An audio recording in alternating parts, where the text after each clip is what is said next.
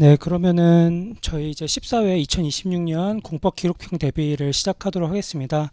강의 계획서에 있는 것처럼 이제 2시간 반 동안 진행을 할 건데 진행에 따라 가지고 뭐 작년에 해보니까 2시간 전으로 거의 마무리가 됐던 것 같아요. 그래서 시간 오늘만 빼고 시간은 그렇게 생각을 하시면 되고요.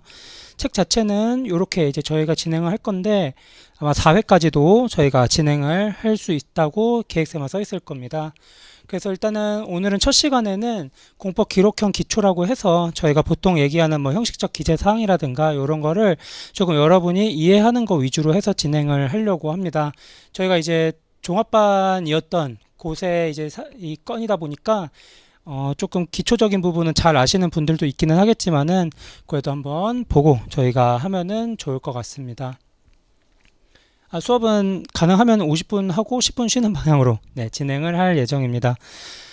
일단은 기록형 같은 경우에는 뭐 여러분도 이제는 잘 아시겠지만 실무에서 쓰이는 이 서면을 작성하는 거를 저희가 시험 형태로 내는 거라 가지고 기록이 좀 정제가 돼 있어요. 그래서 실무와의 차이점이라고 한다면은 실무에서는 저희가 이런 기록들을 의뢰인한테 받아가지고 취합을 해서 선별을 해야 되는 반면에 이 시험 같은 경우에는 이미 선별이 된 상태로 문제를 풀 수 있게 충분히 주어져서 그 부분에서 조금 편하다고 볼 수 있고, 다만 이 기록을 가지고 서면을 작성하는 과정은 실무랑 거의 같습니다. 그래서 여러분이 기록형을 잘 해두시면은 사실 요거 그대로 실무에서 활용을 할 수가 있기 때문에, 물론 이제 뭐 취업하시는 곳이 뭐 이제 자문 위주로 하는 경우시면 송무를 안 하니까 의미는 없겠지만은 소송 위주로 하는 곳이면은 민사랑 특히 이제 행정 같은 경우에는 편하게 조금 일을 할 수가 있을 겁니다.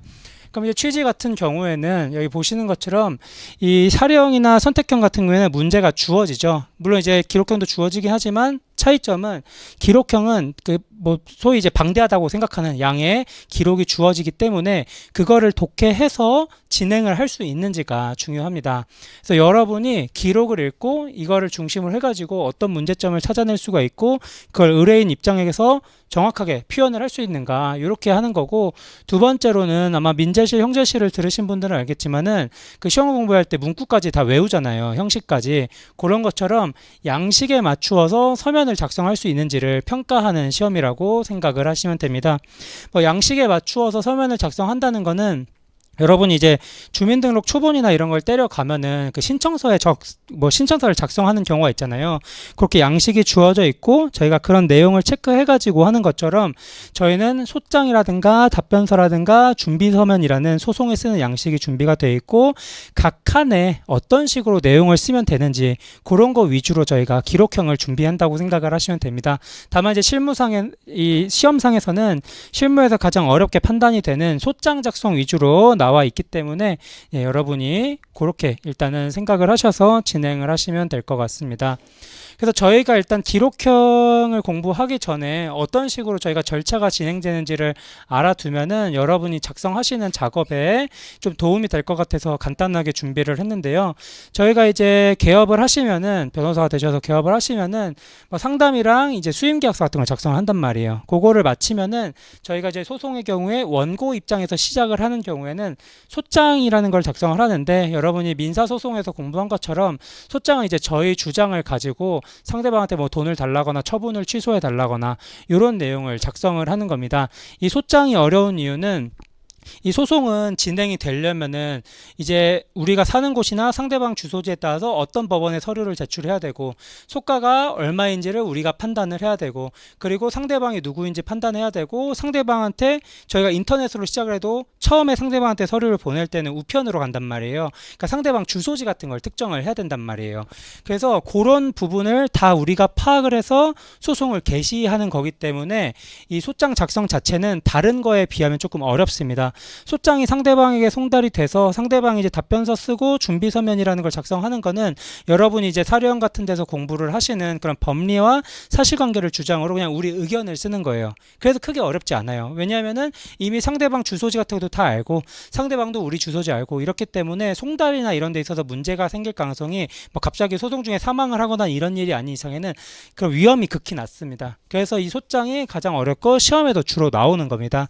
아마 이제 처음 처음에 1기, 2기, 3기 때 변호사 시험 체계는 답변서나 준비서면 쓰는 문제들도 조금 나오기도 했었고 실제로 그런 약식이 기록형 교재에 있었는데 요즘 그런 게 없어지는 이유는 이거는 사실 어렵지가 않아요. 실제 실무에서도. 하지만 실무에서 소장이 워낙 어렵기 때문에 여러분이 그런 거 위주로 트레이닝을 하게 된다라고 생각을 하시면 돼요. 그러면은 저희가 이제 제가 사실은 행정서류로 바꿔놨었는데 행정서류가 이 페이지 말고는 인터넷에서 전자소송하는 게 거의 똑같습니다. 기록에 관련해가지고 여러분이 소장 작성할 때 우리가 왜 형식적 기재사항을 써야 되는지를 조금 이해를 하면서 같이 갈 수 있게 실무에서 쓰는 전자소송 화면을 가져왔어요. 여러분이 개업을 하시면은 변호사로 이제 전자소송에 가입을 하게 됩니다. 그러면 그 번호로 이제 소장 제출하기를 눌러가지고 소장을 쓸 수가 있는데 처음에 소장에 들어가는 게 이걸 그냥 행정이라고 생각하시면 됩니다. 사건명을 써야 되고 법원을 해야 되고 청구를 재산권인지 비재산권인지를 판단해야 되고 속가 같은 거를 작성을 해야 돼요. 사건명 같은 경우에는 법원에서 재판부마다 사건을 담당하는 부처가 조금씩 다르기 때문에 재판부 배당을 위해 필요한 겁니다. 여러분 행정사건 할 때 이제 저희가 민사는 사실은 뭐 대부분 재산권상 청구기는 한데 저희는 처분이라든가 노동이라든가 조세라든가 이런 게 지금 시험에 나오잖아요. 공무원 소청심사라든가 그런 사건명 같은 거를 어차피 실제로 가면은 이런 거를 구분해 가지고 카테고리에 따라 우리가 선택을 할 수 있어요. 하지만 이게 특정이 돼야 그 법원에서 이걸 담당하는 재판부에 뿌릴 수 있기 때문에 저희가 일단은 특정을 해드리는 거예요. 그리고 법원 같은 경우에는 우리가 잘 아는 것처럼 민사소송법을 대부분 준용하기 때문에 원고 주소지인가요? 피고 주소지인가요? 하면은 보통 재판정은 기본적으로 피고 주소지가 되는 거죠. 그렇기 때문에 요거에 대해서 관할 법원을 찾아가지고 맞는 곳에 해야 되고 맞는 곳에 안 놓으면 어떻게 되는 거죠? 물론 이제 이론상으로는 각하지만은 실제로는 제대로 된 법원에 이송을 한단 말입니다. 그럼 의뢰인 입장에서는 사건을 빨리 해달라고 하는데 이송이 되면 시간이 또 두세 달 걸린단 말이에요. 그러면은 누가 욕먹죠? 저희가 욕먹습니다. 그렇기 때문에 우리가 관할 같은 거를 제대로 공부를 해가지고 찾는 방법을 하는 거기 때문에 여러분이 시험 중에 관할 법원이 대부분 문제로 나오잖아요. 그게 이런 이슈가 있는 겁니다. 뭐 재산권, 비재산권 같은 경우에는 사실 시험 볼 땐 중요하지 않고 이제 실무할 때 중요한 부분이라 가지고 넘어가고 속가 같은 경우에도 이제 뭐 비재산권 중에 처분에 관해서는 뭐 예를 들어 5천만 원이다 이런 식으로 정해져 있는 게 있습니다. 근데 요거는 이제 정말 실무에서 하는 거니까 여기서는 넘어가도록 하겠습니다. 그 다음에 이제 우리가 하게 되는 게 원고나 피고를 써야 되는데 원고 피고 같은 경우에도 자연인의 경우에는 뭐 이제 실제로는 이제 국적 같은 걸 써야 되지만 중요한 건 이름이랑 우리나라에서는 사람을 어떻게 특정을 하냐면은 주민등록번호나 그 사람의 주민등록상 주소지로 특정을 합니다. 왜 특정을 해야 되냐? 법원은 전병주가 누군지 모르는데 한국에 전병주가 너무 많잖아요. 그러니까 법원에서 그걸 알아들으려면은 뭔가로 이 전병주가 어떤 전병주다라고 알려줘야 되는데 우리나라에서는 주민등록이나 혹은 이제 주소지로 특정을 한단 말이에요. 그래서 여기 보시면은 주소나 주민등록번호를 쓸 수 있게 하고 있고 법인의 경우에는 여러분이 다 아시는 것처럼 이 법인의 기관으로서 이사나 대표이사가 존재하잖아요. 저희가 민법에서 배운 개념에 의하면은 그래서 법인 같은 경우에는 실제로 법인이 뭔가 이제 물리적 세상과 뭔가를 할 수 있는 게 아니다 보니까 그 대표자가 대표로서 소송을 진행하기 때문에 이 대표자의 이름을 적어야 된다라고 생각을 하시면 됩니다.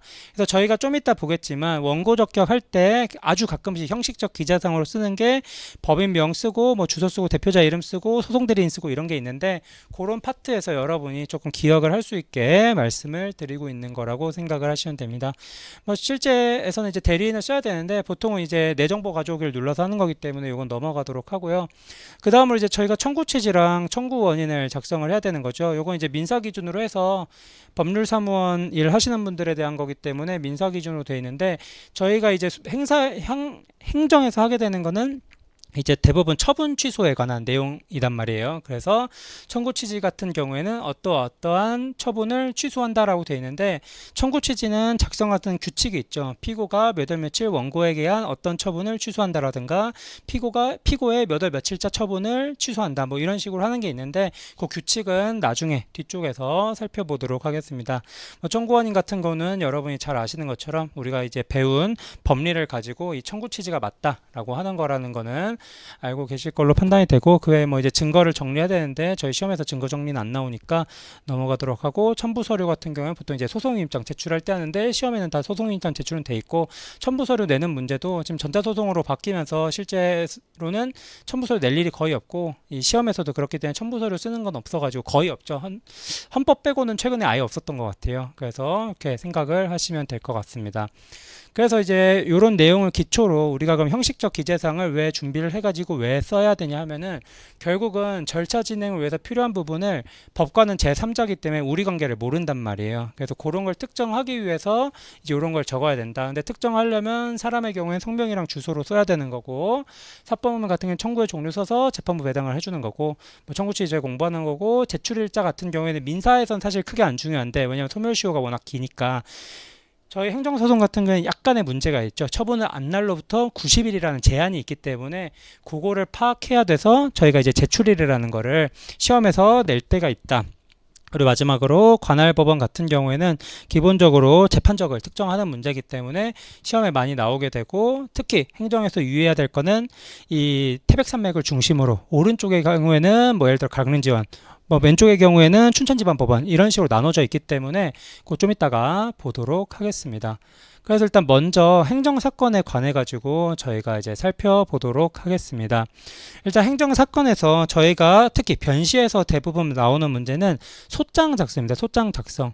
그럼 소장 작성 같은 경우에는 어떤 내용을 기본적으로 구성하냐, 제가 이제 과거에 나왔던 문제 중에 거의 대부분의 부분에 빵꾸를 냈던 거를 가져왔는데, 이 중에서 보통 한 5개 정도에서 6개 정도를 묻게 됩니다. 그 중에 소의 적법성과 처분의 위법성은 거의 100% 물어보는 부분이고, 또 많이 나오는 게 이제 관할과 이 제출일 파트가 제소기간을 대체해서 나온 게 많고, 그다음에 이제 피고적격 관련해가지고 이제 행정처이냐 뭐 합의제 행정처이냐 혹은 이제 그 행정 주체냐, 이런 거를 구분할 수 있는지를 확인해서 나오고, 최근에는 원고 적격에 대해서도 묻는 형태가 반복이 되고 있습니다. 그래서 일단 여기서 당사자 같은 경우에는 뭐 이런 내용을 써야 된다는 걸 쓰고, 제가 뒤쪽에서 기록형에서 필요한 개별적인 법리, 특정을 할 수 있는 법리들을 조금 정리를 해놨습니다. 일단 당사자 같은 경우 법인인 경우에 뭐 대표자를 추가한다는 게 있는데, 이거 이제 저희가 좀 이따 보면 되고, 행정청의 경우에는 저희가 행정청이 행정기관 중에 의사결정 기관이잖아요. 그리고 그 행정기관이 속한 단체를 이제 행정주체라고 보통 부르게 됩니다. 예를 들어서 서울특별시 같은 경우는 지방자치단체로서 공법인에 해당을 하는데, 그거는 행정주체예요. 그럼 거기에서 행정청은 누구다? 서울특별시장인 거죠. 그래서 그런 식으로 이제 주체와 기관을 여러분이 구별을 해가지고 특정을 할 수 있는지, 그리고 어떠한 위원회 같은 경우에는 위원회장이 있더라도, 위원장이 있다고 하더라도 위원회 자체가 행정청인 경우가 있는데, 그걸 이제 저희가 합의제 행정청이라고 부른단 말이죠. 그래서 그런 예시가 어떻게 있는지, 그런 부분을 저희가 조금 공부를 하는 부분이고, 사건면은 사실은 저희가 이제 실제 시험 공부하면서 보시면 되고, 뭐 청구 취지 청구원인 제출일 같은 경우에 역수, 이렇게 달력에 있는 날짜로 특정을 한다는 거고, 관할법원은 법원명으로 특정하기 때문에 이런 부분 위주로 저희가 형식적 기재사항은 준비를 하면 됩니다. 그래서 일단 원고부터 저희가 보게 될 텐데, 원고는 저희가 사실은 시험에 자주 나오지 않았던 부분으로 제가 파악을 하고 있는데, 다만 이제 시험이 조금씩 난이도가 올라가면서 제3자 원고 적격을 문제시 삼으면서 이제 나한테 한 처분이 아닌데 제3자가 할 수 있는지를 물어보는 케이스들이 조금 생겼던 것 같아요. 예를 들어서 어떠한 처분에 대해서 수리 처분이 나왔는데 그거를 내가 취소시킬 수 있냐, 나에 대한 수리 처분이 아닌데, 뭐 이런 문제가 조금 나왔던 것 같은데, 이 작성례 같은 경우에는 자연인과 법인을 저희가 조금 구별을 해야 됩니다. 그래서 일단 기본적으로 가장 먼저 들어가는 거는 이름이에요. 이름, 명칭인데, 자연인의 경우에 성명이라고 표기하고, 우리가 법인의 경우에는 주로 명칭이라고 표기를 하게 됩니다. 그럼 제일 위에 뭐 자연인인 경우에는 홍길동이 들어가는 거고, 이 법대라는 건 법정 대리인을 말을 하는 겁니다. 친권자가 법정 대리인인데 미성년자의 경우에는 법정 대리인을 써줘야 되죠. 그렇기 때문에 이 경우에 미성년자이므로, 홍길동이 미성년자이므로 그 법정 대리인 누구누구라고 해가지고 작성하는 게 있고요. 그 아래 뭐가 들어가야 되냐, 이 사람 특정해야 된다 그랬죠. 재판정에도 누군지 모르니까 재판부가. 그래서 이제 주소지를 써야 되는 거고, 법인의 경우에는 법인 명칭을 쓰되, 법인이 실제로 우편 같은 걸 받을 수가 없으니까 그거를 대신해서 대표해서 받을 사람을 누구를 쓴다? 대표자. 주식회사 같은 경우는 대부분 대표이사라고 쓰게 됩니다. 그래서 대표이사 누구라고 쓰게 되는 거고 주소를 쓰는 거고요. 그래서 소송대리인 같은 경우는 위 소송대리인 누구라고 쓰게 되는데 요거는 시험에는 잘 안 나오는 것 같은데 혹시 나올 수도 있으니까 간단하게 말씀드리면은 여러분이 나중에 취업을 하시면은 법률사무소랑 법무법인이 있어요. 법무조합이란 개념도 있는데 우리나라에 아직 법무조합은 없고, 법무법인이랑 법률사무소의 차이는 개인사업자랑 법인사업자입니다. 그러니까 법인이라는 거는 결국 예를 들어 여러분이 법무법인 어디서 한다 그러면은 이 소송을 수임한 거는 법무법인에 있는 소속 변호사가 수임을 한 게 아니라 법무법인 자체가 하나의 인격체이기 때문에 법무법인이 이제 수임을 하는 거예요. 그래서 여기에는 위 소송대리인 법무법인 어디 그리고 담당 변호사 누구 이런 식으로 저희가 들어가게 되고요. 개인 변호사한테 수임을 한 경우에는 위 소송대리인 변호사 누구 이런 식으로 들어가게 됩니다. 이 얘기를 말씀드린 이유는 이게 이제 가끔 시험에 나올 때가 있는데 법무법인인 경우랑 이제 일반 변호사가 하는 경우랑 다르다는 점을 말씀드리려고 하는 거예요. 그래서 그렇게 되고 전화팩스 전자우편 같은 경우에 쓰는 경우에는 저희가 보통 사건 상담일지에 써놓기 때문에 그거를 뺏겨 쓰는 것이다. 그래서 요거는 일단 쓰는 방법만 저희가 고려를 하면 되는데 요 페이지 같은 경우에는 여러분이 한번 보시면 되고, 그러면 이제 원고와 관련해 가지고 법리적인 부분을 봐야 되는데 우리가 이제 하는 소송이 소장이 대부분 취소 소송인데 한번 무효등 확인 소송이 나온 적이 있죠. 그래서 이제 제가 기록형을 할 때 일단 여러분이 해설을 쓸 때 중요하게 좀 봐달라고 말씀을 드린 거는 법률 근거를 좀 써달라는 겁니다. 기록형을 쓸 때 보면은 법률 근거를 아예 안 쓰는 분들이 꽤 많아요. 그런데 법률 근거를 왜 쓰는 거냐면은 우리가 하는 일 자체가 어떠한 상황에서 법률을 근거로 판단을 해달라는 거기 때문에 우리가 하는 말도 다 법에 의해서 맞게 하는 말이다라는 거를 판사님한테 보여줘야 된단 말이에요. 그렇기 때문에 여기서 보시면은 취소소송 같은 경우에 원고 적격 몇 조죠? 행정소송법 12조가 있죠. 요게 이제 가장 많이 저희가 쓰게 되는 거고, 사실 이제 뒤쪽 부분 같은 경우에 거의 쓸 일이 없고, 저 같은 경우에는 법률상 이익이 있는 자가 제기할 수 있다 여기까지만 쓰는 경우가 많은데, 하여튼 이 행정소송법 12조를 행소법이라고 쓰든 행정소송법이라고 쓰든 여러분께서 좀 써주셨으면 좋겠다 이렇게 말씀을 드리고, 무효등 확인 소송이랑 부작위 위반 확인 소송 같은 경우에는 별도의 조문으로 해가지고 준용을 하는 게 아니라 여기에 특정을 하고 있습니다. 무효등이랑 부작위 위반 확인 소송 같은 경우에는 이 조문에서 취소 소송걸 준용하는 형식으로 규정하는 경우도 있고 조항 자체만 있는 경우도 있는데, 기본적으로 여러분 위치 정도만 조금 파악을 하고 계시면 될 것 같아요. 무효등 확인 소송은 행정소송법 35조, 부작위 위반은 붙어있는 36조 이렇게 보시면 되고요. 당사자 소송 같은 경우에는 민사소송법을 준용한다라고 돼 있잖아요. 저희가 이제 행정법을 공부하면은 당사자 소송의 개념이 조금 어려운 경우들이 있는데, 당사자 소송은 기본적으로 행정 주체가 낀 민사소송과 동일하게 진행한다라고 생각을 하시면 돼요. 이 내용도 지금 조금 이해가 안 될 수가 있지만 저희가 실패변시에 당사자 소송이 나왔었죠. 당사자 소송 아니지만 어쨌든 토지보상에 대한 보상금 증액 소송이 나오면서 당사자 소송을 쓰는 부분이 있기 때문에 거기서 당사자 소송에 대해서 간단하게 말씀을 드릴 건데, 하여튼 당사자 소송인 경우에는 8조 2항이 돼가지고 이제 피고 적격의 경우에는 행정청이 아니라 행정주체를 보통 대상으로 하게 되는데 조항만 좀 기억을 하자. 민중소송 기관소송은 제가 일단 어쨌든 이제 기본 내용이라 써놓긴 했는데 요거는 이제 큰 의미는 없는 것 같고, 그 다음에 이제 원고 적격을 쓰면서 저희가 기본적으로 써줘야 되는 권리가 뭐다? 이제 개별적, 직접적, 구체적 이익이 있는 경우에 할 수 있는 거죠.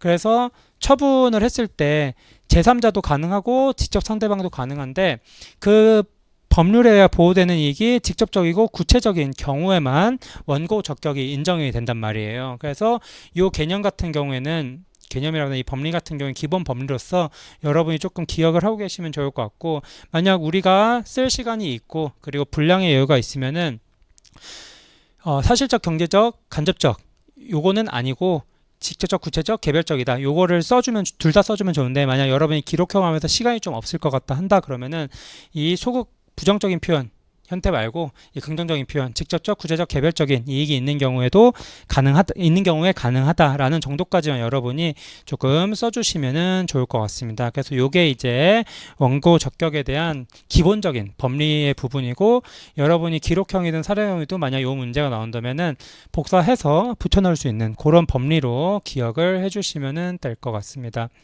그럼 이 다음부터 나오는 게 이제 제3자에 대한 부분인데, 제3자는 크게 제가 경업자, 경원자, 그리고 그 주민이라기보다는 하여튼 일반 민중으로 해가지고 정리를 했는데, 일단 경업자 같은 경우에는 행정처분에 의해 가지고 직접 권리를 침해당한 자 외에 이제 소송을 제기할 법률사학의 이익을 가진 자인데, 요 경업자 같은 경우에 경원자의 차이가 뭐냐면은 법에서 공급과잉이 되지 않도록 규정을 해가지고 어떤 이익을 이제 보호해 주는 것. 거기서 많이 쓰는 표현이 경영의 불합리를 방지하는 게 공공의 복리를 위해 필요하다. 그래서 기존 업자의 경영의 합리화를 보호하자라는 내용이 경업자의 특징이기 때문에 제3자의 경우에는 이 부분을 우리가 작성을 해줄 필요가 있습니다. 그래서 이런 경우에 기존 업자의 이익은 사실상 이익이 아니고 법에 의해 보호되는 이익이고, 개별적, 직접적, 구체적 이익이라는 건 결국 처분 법률, 처분 근거에 의해서 보호되는 이익을 보고 있기 때문에 이것도 결국 이 이익이란 점에서 원고 적격을 인정해준다라는 게 있어요. 경원자 소송은 몇 번 그래도 기록으로 나온 것 같은데 경업자는 많이 안 나와서, 제가 생각했을 때 대표적으로 경업자로 볼 수 있는 사례들을 뽑아놨으니까 이 부분은, 이 PPT는 제가 이 부분은 그 학원에 얘기해서 지금 오프라인 오신 분들은 뽑아 드리겠습니다. 그래서 이 부분들을 조금 기억을 해 두시면 될 것 같습니다. 편시에서 나올 수 있을 만한 이제 사례로 제가 4개 정도 뽑아놨고, 그 다음에 이제 경원자가 있는데, 요게 이제 시험에 법률도 조금 구체적으로 여러 가지가 있어서 나오는 것 같은데, 인허가 등 수의적 행정처분을 신청한 수인이 서로 경쟁관계에 있는 거죠. 예를 들어서 누구한테 인허가를 한 자리 해줄 거야 했는데 그 신청할 수 있는 기준은 이렇게 돼 있어요. 그럼 그런 경우에 한 명만 할 수 있는 게 아니라 여러 명이 해가지고 서로 경쟁적으로 해서 뭐 예를 들어 제일 높은 점수가 있는 사람을 한 명 뽑는 거, 이런 거를 경원자라고 하잖아요. 그래서 이런 경우에 경원자 같은 경우에는 일단 기본적으로 여러분이 처분의 취소를 구할 원고 적격이 있다라고 기억을 하시면 됩니다. 하나의 자리를 뽑는데 여러 명이 들어갈 수 있을 때 내가 안 됐으면은 기본적으로 있는데, 요즘 시험에는 그 예외적인 법리가 나오는 것 같아요. 예를 들어서 경원자 소송을 해서 취소를 했어요. 그랬는데 나중에 알고 보니까 이 사람 점수를 까보니까 이 사람은 저 사람이 취소해도 어차피 그 허가를 못 받는 사람이었던 거예요. 그럼 그런 경우는 어떻게 된다? 처분을 받지 못한 불이익이 회복될 수가 없잖아요. 그런 경우에는 정당한 이익이 없기 때문에 원고 적격이 없고, 그럼 각하가 되겠죠. 그런 식으로 이제 판단을 하게 되는 거고, 그 다음에 뭐 명백한 법적 장애로 인해 가지고 원고 자신의 신청이 인용될 가능성이 처음부터 배제되어 있는 경우에도 당해 처분의 취소를 구할 정당한 이익이 없다라 그래가지고, 이런 게 이제 저희가 경원자에 대한 소송의 기본적인 법리입니다. 여기는 있는 경우, 여기는 없는 경우 두 개로 생각을 해가지고 나오는 기록을 읽고 어디에 해당하는지를 판단해서 여러분이 퍼즐 맞추듯이 골라 끼우시면 되는 거라고 생각을 하시면 되고요. 그 다음에 이제 인근 주민에 대한 부분이 있는데, 기본적으로 많이 나오는 게 환경영향평가죠. 환경영향평가라는 거는 그냥 이런 식으로, 환경영향평가라는 거는 이런 식으로 평가 영향이 있는 구간이 있어요. 그래서 여기에 뭐 이제 토지를 갖고 있는 갑과 요 밖에 토지를 갖고 있어 가지고 생활하는 을이 있으면은, 이 굉장히 길지만은 요지는 뭐냐면은 요 영향평가권 안에 있는 애들은 개별적, 지적적, 구체적 이익이 추정이 됩니다. 추정이라는, 우리가 이제 사실 입증을 해가지고 반박할 수 있는 거지만 어쨌든 반박 전까지는 이익이 인정이 된다는 얘기죠. 그리고 요 밖에 있는 사람들에게는 어떻다? 영향평가권 밖에 있기 때문에 그 경우에는 자기한테 직접적인 피해가 있다는 것을 입증을 해야 됩니다. 그래서 여기의 경우에는 입증 책임에 있어서 차이가 있어요. 그래서 시험에 문제가 나왔을 때 여러분이 주로 봐야 되는 거는 영향평가권 안에 있냐 밖에 있냐고, 그 다음에 이 마지막 문제가 이제 수도원 문제로 모의에서 아마 나왔던 것 같은데, 수녀원 같은 경우에 재단법인입니다. 법인은 환경 영향과 크게 상관이 없잖아요. 왜냐하면 추상적 그냥 개체에 불과하니까. 그래서 이런 경우에는 환경 영향 평가권 안에 있다고 하더라도 자연인이 아니기 때문에 쾌적한 환경에서 생활할 수 있는 이익을 향수할 수가 없는 것 같다라는 점이 하나가 들어갔고, 두 번째로는 수녀원이 잼 공장을 운영하고 있는데 이게 뭐 개발을 해가지고 도대체 잼 공장에 어떻게 지금 문제가 생겼다는 거예요라고 해서, 여기 안에 있으면 원래는 추정을 해줘야 되는데 여기서 입증을 요구를 하고 있어요. 그래서 재단법인 갑 어떤 수도원, 수녀원, 교회 이런 식으로 만약 문제가 나오면서 거기서 어떤 사업을 하고 있다라고 하면은 이 환경영향평가권 안에 있다고 하더라도 사람이 아니고 자연인이 아니고 그 추정이 안 되기 때문에 입증이 해야 된다. 이런 식으로 저희가 보통 기본 강의에서 가르치시는 걸로 알고 있습니다. 저희도 그 방향을 따라가서 기억을 하면은 좋을 것 같습니다. 그래서 여기 뭐 구체적인 이 키워드로 본다면은 그 환경영향평가 대상 지역 안의 주민들은 침해 우려가 있는 것으로 사실상 추정된다라는 표현을 우리가 기록을 할 때 써야 되는 것이고, 밖에 있는 주민은 입증을 해야 된다라는 점을 키워드로 쓰면은 여러분이 문제 푸실 때 큰 어려움 없이 할 수 있지 않을까 싶고요. 이거는 이제 공공기관이 원고가 될 수 있는데 예외적으로 인정하는 사례들이 등장을 하고 있죠. 그래서 원래 행정소송법에 의하면은 피고가 행정청에 해당하는 거고, 원고에 대해서는 그냥 법률상 이익이 있는 자로만 정하고 있기 때문에 행정 주체나 행정청이 다른 기관을 상대로 소송을 할 수 있냐, 이게 많이 논의가 됐었습니다. 그래서 지금 실무에서는 어떻게 하고 있냐, 예외적으로 제재적 조치에 상대방의 행정기관에게 당사자 능력과 원고 적격을 인정할 수 있다. 그러니까 원칙적으로는 어떻다? 안 되지만 예외적으로는 가능하다. 이렇게 하게 되는 건데, 그럼 이런 경우에 언제 예외에 해당하냐라는 부분을 이 첫 문장에서 하고 있는 거죠. 법령에 의해서 제재적 조치를 당할 수 있는 거예요. 쉽게 말해 이 행정기관이 처분을 당할 수 있는 위치에 있다는 게 법률에 의해서 규정된 경우라고 생각을 하시면 됩니다. 그래서 이렇게 해서 공공기관 같은 경우에도 원고가 될 수 있다는 게 상대적으로 최근 법리로 나오고 있기 때문에 이 부분도 저희가 조금 생각을 해봐야 될 것 같습니다.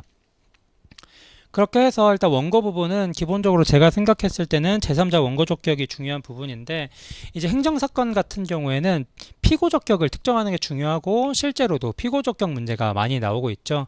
그래서 피고 적격을 얘기하기 전에 간단하게 행정 주체와 행정 기관에 대해서 설명을 하긴 해야 될 것 같은데, 기본적으로 이제 행정 주체라고 하면은 대부분 법인인 경우가 많아요. 그러면은 이 법인 같은 경우에는 저희가 민법에서 기본적으로 배울 때 법인 자체가 뭔가를 할 수가 없으니까 누구를 내세우죠? 중간에 자연인이 들어온단 말이에요. 그 자연인을 뭐라고 하냐? 기관이라고 우리가 얘기를 하게 됩니다. 즉 기관에 해당하기 때문에 여기서 우리가 의사결정을 할 수 있는 기관을 특별히 행정청이라고 하고, 이 행정소송의 경우에는 행정소송법에서 행정청이 피고가 된다고 규정을 하고 있죠. 그렇기 때문에 우리가 이 개념을 기억을 해야 되고, 그러면은 여기서 일단 처분 행정청이 가장 원칙적인 건데, 보시면 서울특별시장이 지금 행정청이잖아요. 그러면 여기서 행정 주체는 누구다? 서울특별시다. 이런 식으로 우리가 그 두 개를 같이 기억을 하면은 공부를 할 때 조금 편할 수가 있고, 뭐 법무부 장관 같은 경우에는 법무부가 했던 처분에 대해서도 할 수가 있지만, 이제 여기에 넣어놓은 이유는 대한민국이 이제 국가배상 같은 거에 당사자가 됐을 때, 국가계약법에 의한 뭐에 대해서 당사자가 됐을 때 피고로 지금 법무부 장관 하다라고 법률에서 규정을 하고 있기 때문에 법무부 장관이 되는 케이스가 있고, 보통 지방행정기관이라는 게 있고 특별지방행정기관이라는 게 있는데, 보통 지방행정기관이라는 거는 우리가 알고 있는 일반적인 지자체에 있는 행정기관입니다. 보시면은 서초구청장, 충주시장, 고성군수, 미안면장, 교육지원청의 교육장, 이런 게 이제 보통 지방행정기관인데, 이 특별지방행정기관은 조금 달라요. 이거는 그러니까 국가 행정기관의 지점장들이라고 생각을 하시면 돼요. 그래서 우리가 이제 가장 많이 헷갈리는 게, 여러분은 아마 조세를 선택하시지는 않으셨겠지만 조세가 설명하기 조금 편해서 말씀을 드리면은, 조세 같은 경우에는 국세라는 거랑 지방세로 나눠져 있어요. 그럼 국세는 어디 세무서에서 담당을 하고, 이 지방세 같은 경우에는 어디 구청, 어디 시, 즉 지자체에서 담당을 하게 됩니다. 그러면은 아까 말한 국세 같은 경우에는 국세청에서 담당을 하게 되는데, 국세청이 전국에 있는 걸 하려면은 개별 지방에 있는 사람들도 국세청에 쉽게 들락날락 할 수 있어야 되잖아요.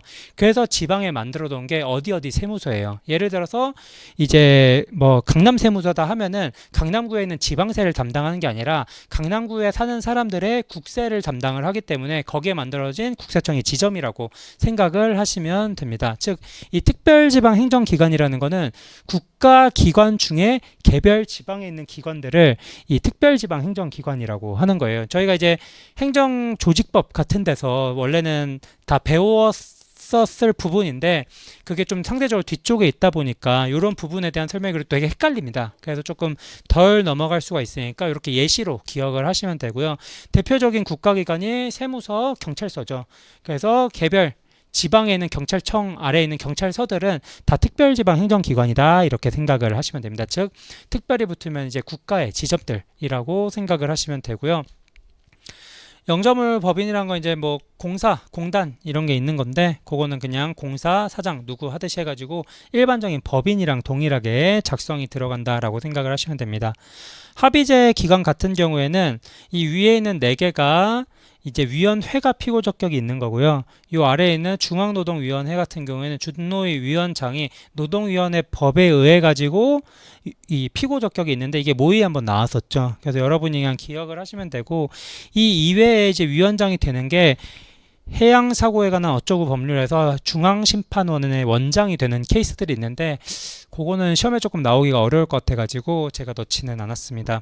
그리고 의회 같은 경우에는 이제 그 의회의 어떤 이제 뭐 결정이라든가 이런 게 처분성이 있을 때는 의회 의장 누구를 상대로 하게 되고 다만 이제 조례에 대해서 조례를 처분성이 있다고 봐가지고 소송을 하는 경우에는 지자체장이 하죠. 왜냐면은 조례 같은 경우에 의결은 국회에서 하더라도 그걸 대외적으로 공포하는 거는 지자체장이 하기 때문에 그런 거고 당사자 소송 경우에는 행정주체가 피고가 된다. 이렇게 말씀을 드릴 수가 있습니다.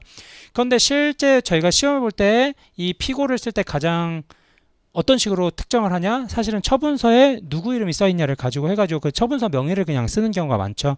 그건 이제 딱 14회의 변칙을 설명을 하면서 같이 하도록 하고 뭐 법인에 대해서는 저희가 얘기하는 사람이라는 게 자연인 법인으로 나눠지고 이 사단법인, 재단법인이 있는데 보통 이제 저희가 얘기하는 공사가 이 사단법인인 거고요. 공단이 재단법인이다. 이런 식으로 이해를 해도 저희가 될 것 같습니다.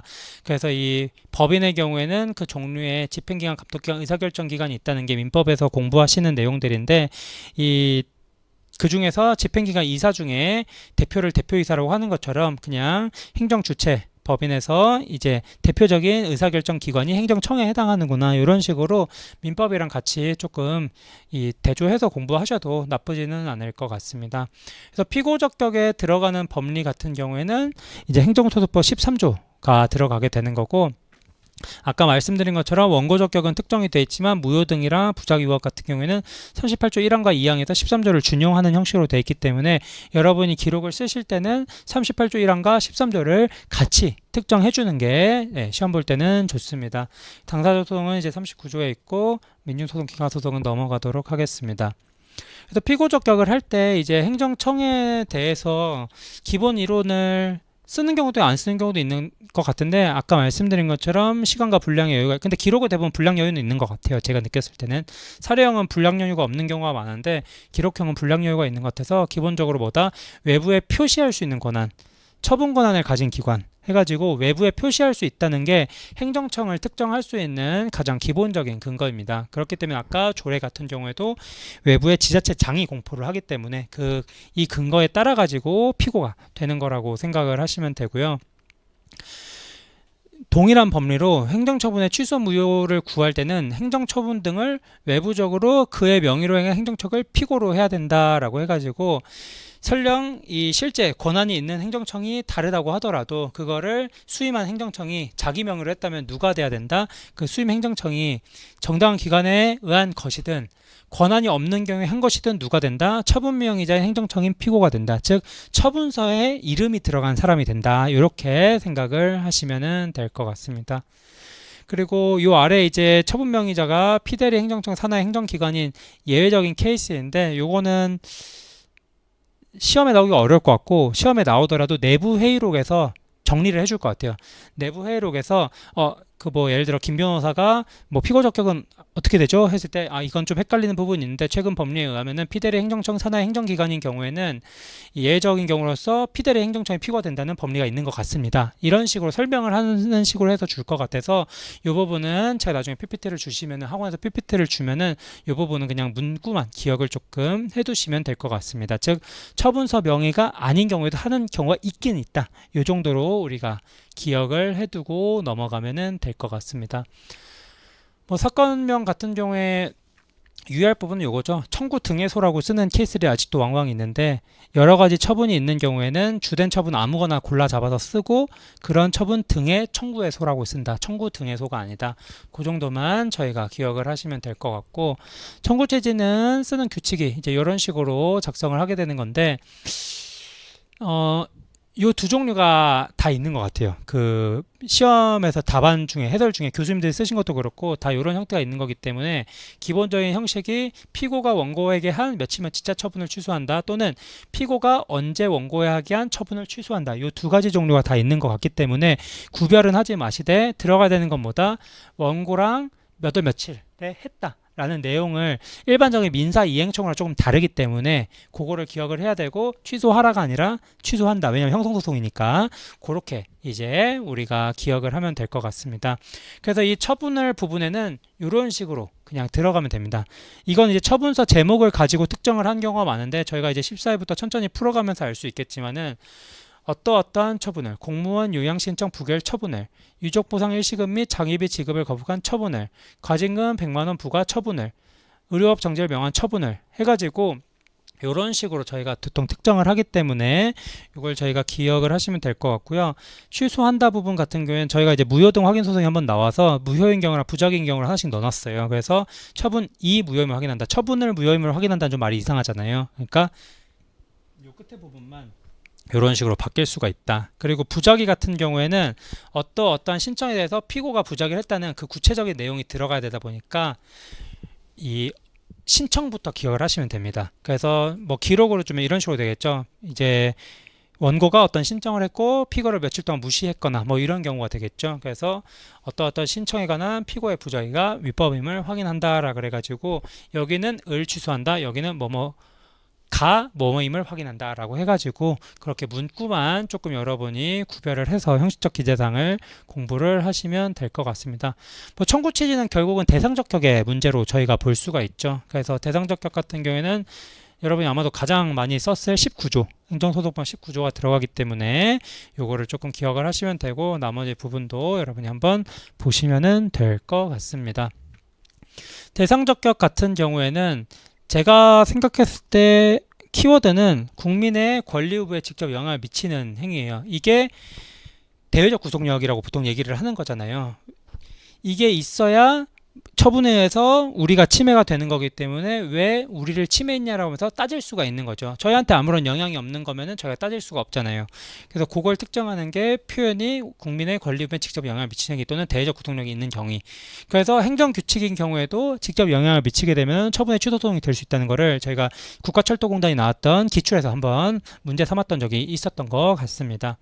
그리고 행정청의 행위가 이제 구체적인 경우에 개별적으로 결정한다라 그래가지고 추상적 일괄적으로 할 수 없다는 얘기인데 요거는 크게 중요하지 않은데 요즘 시험에 많이 나오는 게 요 법리인 것 같아요.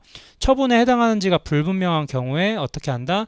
상대방 누구죠? 피처분자 당하는 사람이죠. 당하는 사람이 이거를 처분으로 인식했는지 혹은 처분을 예측했는지 이게 더 중요하다. 그래서 처분이 불분명한 문제가 사례라든가 기록에서 나오게 되면은 요거를 요즘은 좀 꼭 써주고 포섭을 같이 해주는 게 좋은 것 같습니다.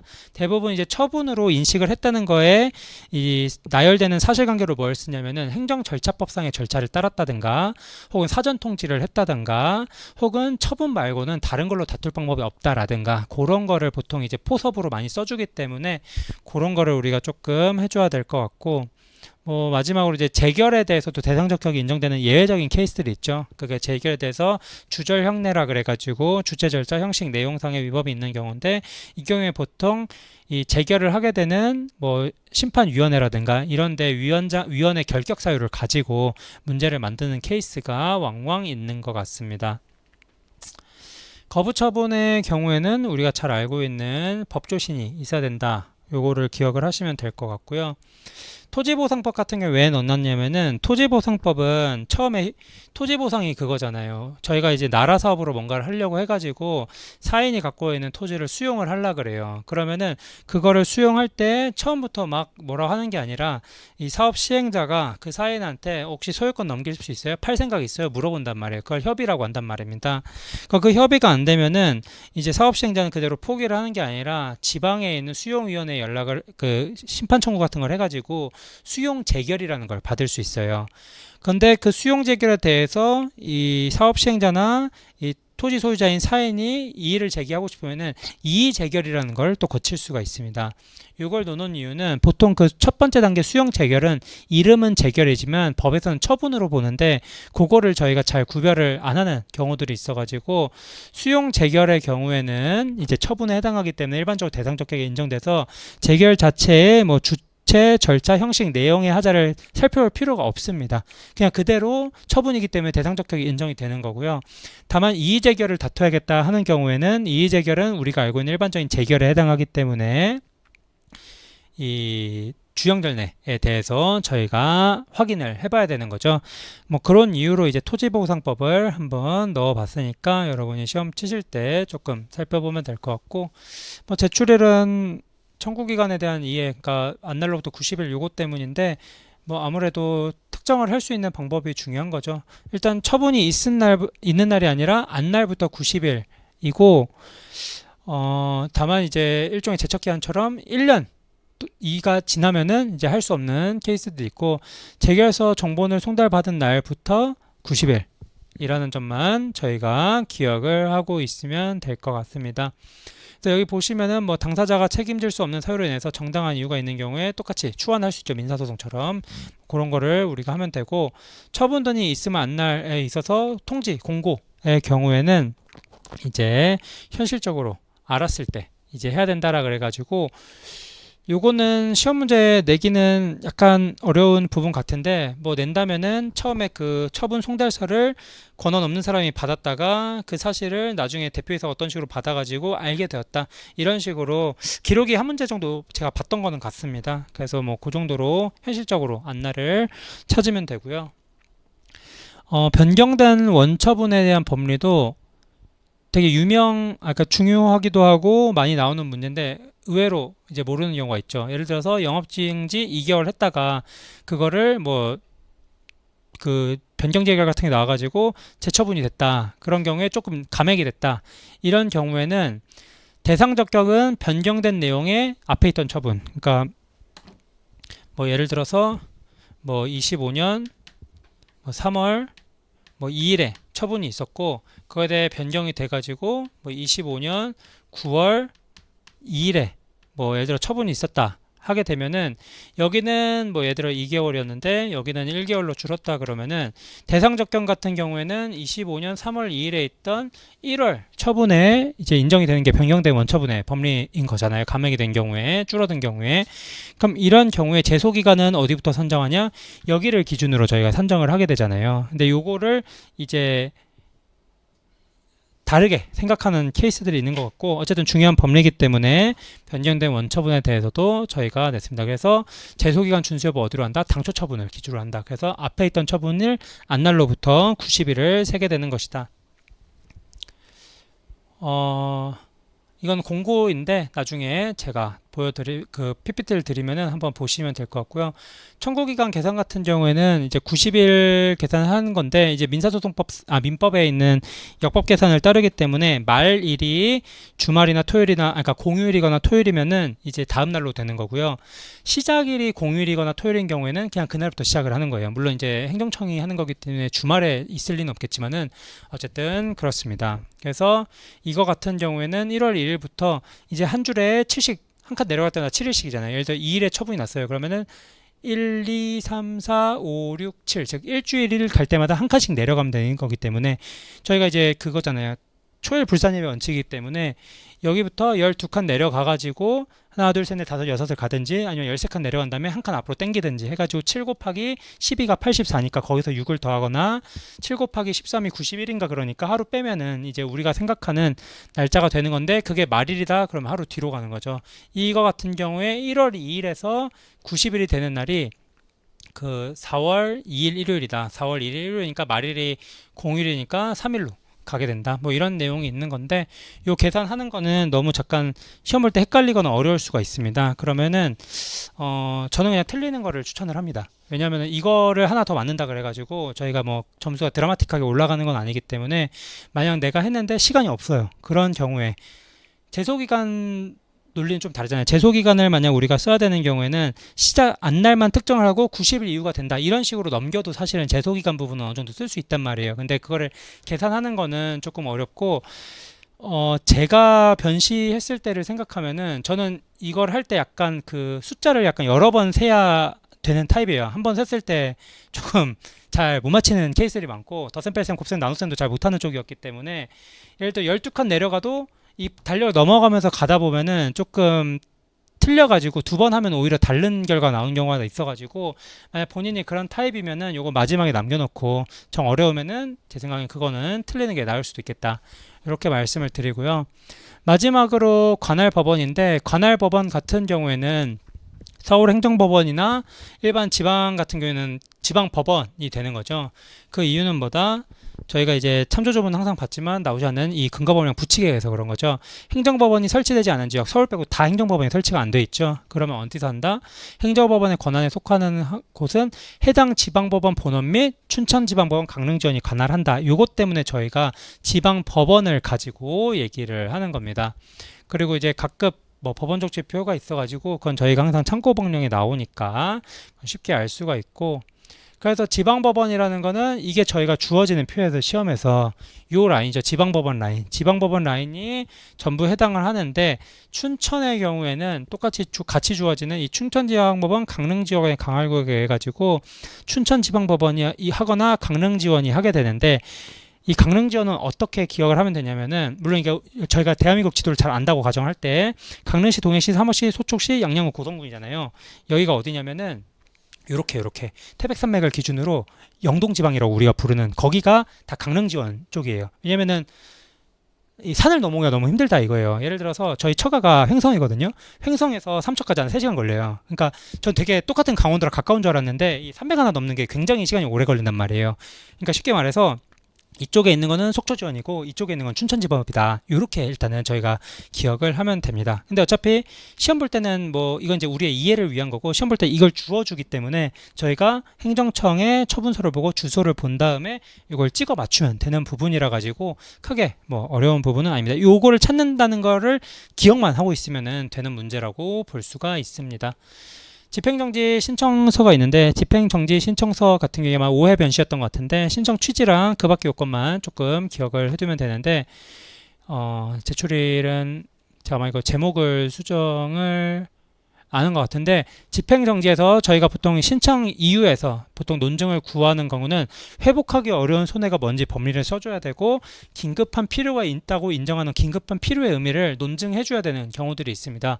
그 법리는 회복하기 어려운 손해는 금전 보상으로는 이제 보상할 수 없는 손해, 혹은 금전으로는 현저히 곤란한 경우를 말을 하는 거고, 이 긴급한 필요가 있는 경우에는 내용과 처분의 내용과 손해의 성질을 고려해 가지고 이 긴급한 경우다라고 저희가 포섭을 하면 됩니다. 공공권리를 중대한 영향을 미치고 우려는 여러분 한번 보시면 되고요. 이렇게 해서 저희가 일단 행정사건에 대해서는 법리적인 부분을 마무리를 하고, 지금 했던 내용은 거의 모든 시험에서 쓰는 내용들입니다. 그래서 여러분이 이 기록에 있는 이 앞에 부분들은 조금 기억을 해주시면 되고요. 위헌 사건의 경우에는 저희가 세 종류가 보통 이제 옛날에는 많이 나왔잖아요. 권한쟁의 말고 위헌 법률 제청 신청, 그리고 68조 2항의 헌법소원 심판, 그리고 68조 1항의 헌법소원 심판, 이렇게 세 가지가 있는데, 이제 이 헌가 신청이 위헌 법률 심판 제청 신청을 얘기를 하는 겁니다. 41조 1항에 의한 거. 그래서 이런 경우에 형식적 기재사항으로 가장 문제가 많이 나오는 게 이 사건이랑 관할 법원입니다. 그래서 사건 같은 경우에는 본안 사건 번호가 시험에서 주어져요. 거기에 사건 면까지 추가해가지고 써주시면 됩니다. 뭐 예를 들어 어디 법원 그 몇 년도 뭐 고단 어떤 사건에 뭐 약사법 위반 해가지고 이 약사법 위반까지 같이 써주시면 되는 형태로 생각을 하시면 되고요. 관할법원 제가 그냥 수소법원이라고 했는데, 이 본안 사건 자체가 머물러 있는 곳을 수소법원이라고 표현을 한 겁니다. 즉 이 본안 사건이 진행되고 있는 법원을 저희가 써주면 될 것 같고요. 네, 뭐 이런 식으로 이제 저희가 써주면 된다라고 말씀을 드리는 거고, 그다음에 위헌 사건 중에 이 위헌 법률 제청 심판은 위헌임을 구하는 게 아니라 지금 사건이 진행되고 있는 뭐 중앙지방법과 같은 지방법원에다가 헌재에 물어봐 달라고 제청을 해달라는 거예요. 그렇기 때문에 어떤 부분의 위헌 여부에 관한 심판을 제청한다라는 결정을 구합니다라는 형태로 씁니다. 위헌임을 확인한다, 뭐 위헌이라는 결정을 구한다 이런 식으로 쓰는 게 아니라, 그래서 요 끝 부분 표현을 조금 기억을 할 필요가 있습니다. 위헌 사건에서 이제 이 위헌법률 심판 제청 신청이랑 여기가 안 되면은 넘어가는 68조 2항의 헌법소원 심판, 헌바소송에서 가장 많이 나오는 문제가 이 재판의 전제성이죠. 국밥처럼 나오기 때문에 제가 국밥이라고 표현을 했는데, 구체적 사건의 소송 계속 그리고 적용 다른 결과라고 해가지고 개적다 보통 이런 식으로 기억을 하는 것 같아요. 이것도 여러분이 기억을 해놔야 됩니다. 그래서 요거는 이제 법리이기 때문에 이 재판소 입장에 따르면 혹은 헌재 결정 내 이런 식으로 해가지고 꼭 인용을 해줘야 되는 거고, 대상도 문제 가끔 나오죠. 뭐 조약이 나올 일은 없다고 보기 때문에 이 위헌 사건의 대상은 뭐다? 법률이다. 위헌 법률 심판 신청이니까. 그래서 이 경우에는 대통령령 시행규칙 이런 거 안 된다라고 우리가 생각을 하시면은 되겠죠. 요거 두 개만 기억을 하면은 대부분의 문제에 대해서는 접근은 할 수가 있는 것 같아요. 재판의 전제성 같은 경우에는 뭐 이제 41조 1항을 시작으로 해가지고 여기 재판의 전제라는 표현이 있기 때문에 아마 41조 1항을 안 쓰는 케이스도 많을 것 같아요. 특히 사례형 같은 경우에는 빼먹는 경우도 많을 것 같은데, 이것도 일단 써주면 좋겠다. 41조 1항에 재판의 전제라는 표현이 있기 때문에 여기다 전제성을 검토를 하는 거거든요. 그래서 기록을 할 때 이거를 좀 써주면 좋을 것 같고, 그래서 계속 적용 다른 판단인데, 이 다른 판단이라는 건 주문이 달라지거나 이유가 달라지거나 법률적인 의미가 달라지는 케이스인데, 최근 현재 결정례를 보면은 의미가 달라지는 경우로 판단한 사건이 기존에 2개인가밖에 없어가지고 요즘은 주문이랑 이유에 대해서만 많이 나오는 것 같아요. 근데 뭐 그거는 2개만 써도 되고 3개만 써도 되는데, 뭐 의미라는 한 글자를 더 쓰는 게 시험에 있어서 엄청나게 긴 시간을 요하는 건 아니기 때문에 여러분이 그건 편한 대로 판단을 하시면 됩니다. 즉 다른 판단의 의미를 쓸 때 주문이랑 이유만 달라진다고 써도 될 것 같고, 주문 이유 의미가 달라진다고 써도 될 것 같습니다. 그래서 그건 여러분의 판단에 대한 거고, 전제성은 언제까지 갖춰져 있어야 된다? 심판 시까지도 갖춰져 있어야 된다는 것도 저희가 제 생각에는 시험에 한 번쯤은 나올 수가 있기 때문에 기억을 해주시면 될 것 같고요. 구체적 사건이 법원에 계속 중이라는 것은 적법하게 계속돼 있어야 되는데, 이 전제성 요건이 해결되는 경우가 명백하게 부적법한 경우, 명백하게 이 법원 소송이 부적법한 경우에는 조금 안 될 것 같다, 이렇게 생각을 하시면 될 것 같습니다. 그리고 이제 위헌 여부가 문제되는 법률이 당해 소송사건의 재판에 적용된다라고 되어 있는데, 당해 형사사건의 재판에 전제가 될 수 없다. 즉 공소장이 안 써 있는 경우에는 안 된다가 이게 원칙인데, 예외적으로 공소장이 없는 경우에도 양 규병 사이에 내적 관련이 있는 경우에는 인정할 수 있다라고 해서, 요건 시험에서 힌트를 줄 것 같아요. 그래서 만약 그 내부 회의록에서 근데 이 법률은 뭐 공소장에 써 있지 않습니다, 한쪽이 말하고, 그러면은 그게 대상 적격이 인정했는지 한번 살펴봅시다, 이런 식으로 핀트를 줄 것 같기 때문에 요거는 법리 정도는 우리가 기억을 하고 있자. 그리고 이건 반대로 공소장에 적시됐지만 실제 사건에 영향이 없다면은 대상 적격이 인정되지 않는다라는 판례로서 원칙 예외 예외 예외, 이런 식으로 우리가 기억을 조금 하시면 될 것 같습니다. 법원이 다른 판단을 하게 되는 경우는 결론, 주문, 이유, 효력에 대한 법적 의미, 이렇게 3개로 기억을 하시면 되고, 관할까지는 법원의 재판부까지 하고, 이 제청 시정을 기각하면 이제 68조 2항 헌바소원으로 넘어가는 건데, 그건 10분 쉬고 진행하도록 하겠습니다.